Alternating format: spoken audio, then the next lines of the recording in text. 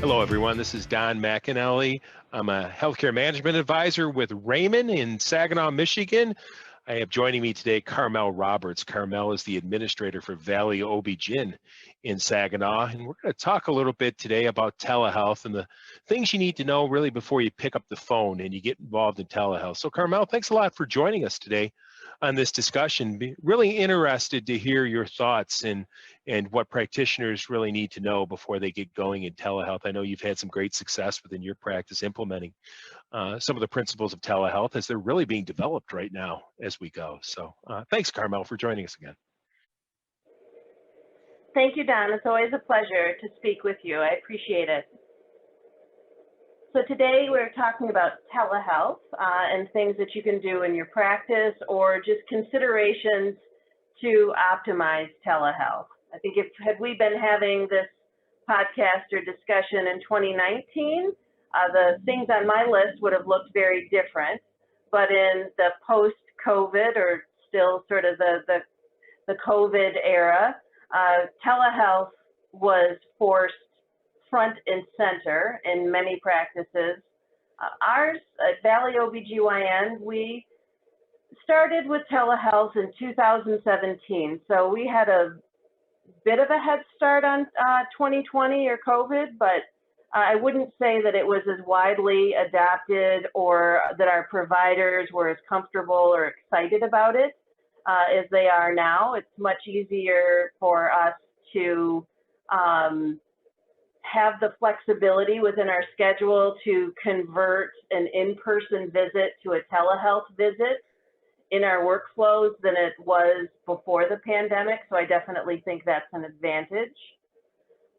But with telehealth, I think just as we've evolved our workflows with telehealth, the type of appointments that we use telehealth for, and as we've seen our patients' acceptance and comfort level with telehealth, that's the other component. I think there's two sides to the telehealth equation. There's the provider being comfortable providing care in that type of a setting, and there's the patient being comfortable logging on, downloading an app, sort of struggling through, some of the joys of technology. That everyone has had that experience that technology is wonderful when it works and until it doesn't, and that's true with an appointment.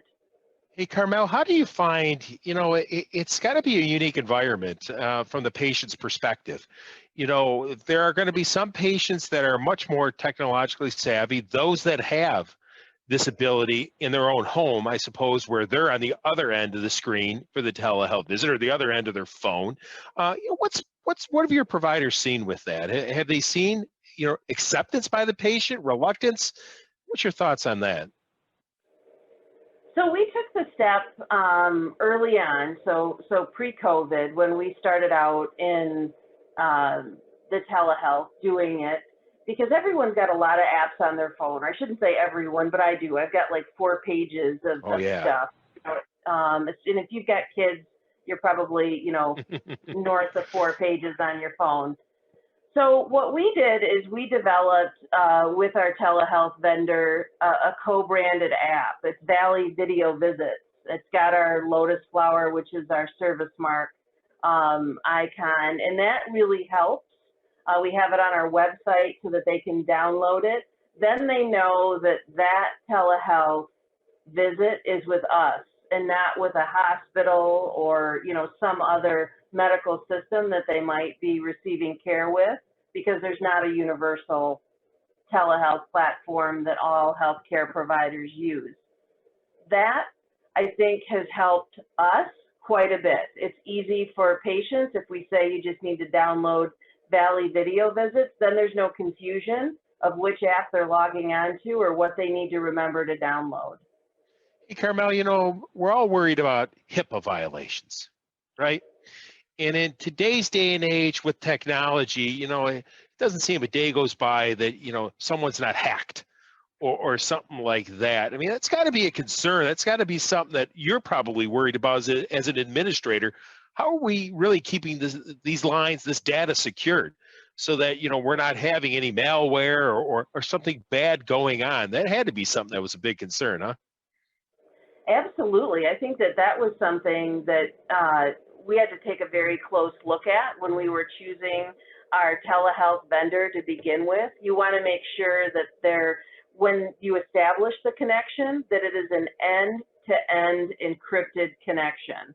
Mm. So regardless of what type of device the patient is logging into that visit on, that once that connection is established, it has that end-to-end encryption. Not all of them do. There's no legal requirement out there that if you're going to be a telehealth vendor, that you have to offer an end-to-end encryption. You should, it's a best practice, but that's not across the board.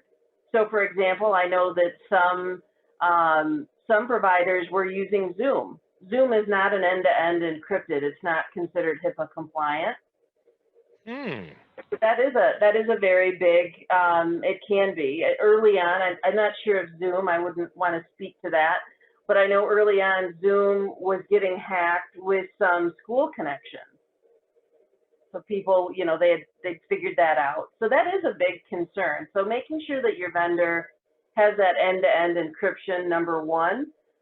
Number two, making sure that your provider is doing that telehealth from either through your practice VPN connection, so it's essentially taking place behind your firewall. Our firewalls, our switches, all of our IT network and channels are monitored 24/7. So that way we would know if we were under an attack. So that is a subtlety, but a very good point, Don. Yeah.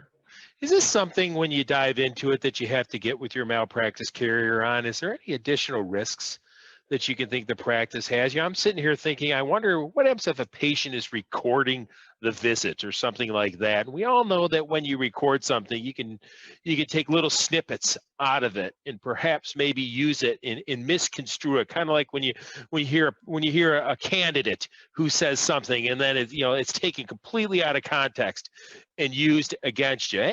Any concerns about that at all that practices may have to be aware of? That is a fantastic question, Don.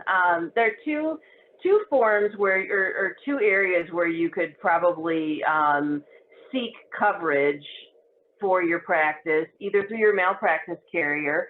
At least all of them that I'm aware of will offer HIPAA and cybersecurity as a rider to your general malpractice insurance, or through your business operating policy.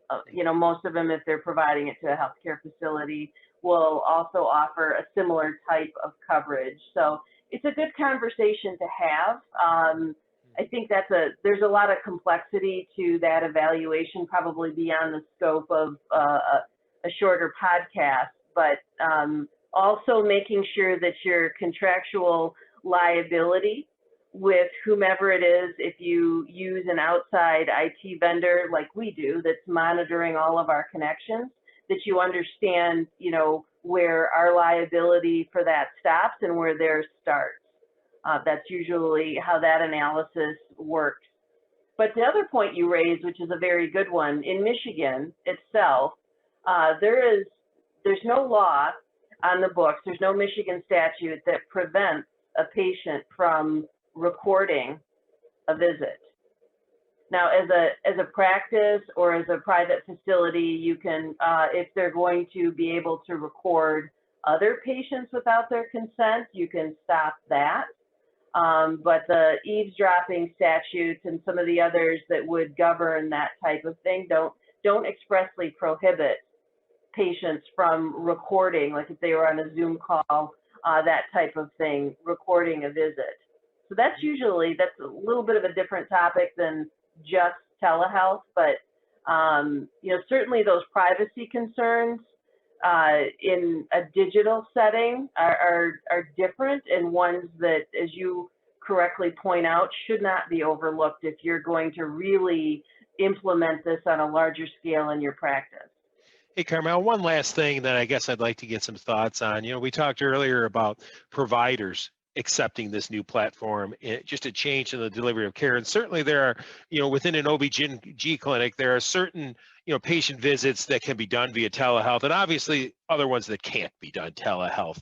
But, what's been the ones that you can do, what's been the patient's, acceptance of the telehealth technology? I mean, providers have to accept. You mentioned earlier about the other paradigm, patients accepting it. What have you guys seen? Well, our initial starting point for identifying, I mean, there's the obvious, if it's an appointment type that doesn't require a physical exam, that's going to be on your list for possible appointments for telehealth. That's the obvious. But beyond that, when we looked at it, we thought to ourselves, which appointment types would be the most convenient to the patient? And those are the appointment types that we initially started with. For us, it was a birth control consult. And what we did, if someone, for our OB patients, our pregnant patients, we could have that consult with them virtually. We could have that whole plan of care set up so that when they delivered, they didn't have to come back in for a separate birth control consult with a newborn. Mm-hmm. And then we already had that plan of care. So really we could, we use that as a convenience that they didn't have to bring a newborn in to have that visit. We knew that, and they could have that done at their postpartum visit. So that was an easy one. When we could explain it to a patient that way, we do most all of our birth control consults via telehealth because of that. That was really, I think for us, the formula that worked the best. Identify what you think will be the most convenient to the patient to start with, and that's where you'll get your best adoption to begin with. Carmel, starting it off, like you mentioned, what we've had in this whole discussion, thank you very much for this, has really been about setting the tone for a change in your practice using telehealth. And certainly those patients that are of a younger age that are maybe more used to using technology are certainly the ones that will probably continue to be used as the expansion of technology continues throughout. Hey, Carmel, really appreciate this opportunity to talk to you about telehealth and its impact upon practices going forward. So thank you. Thank you, Don. Always a pleasure.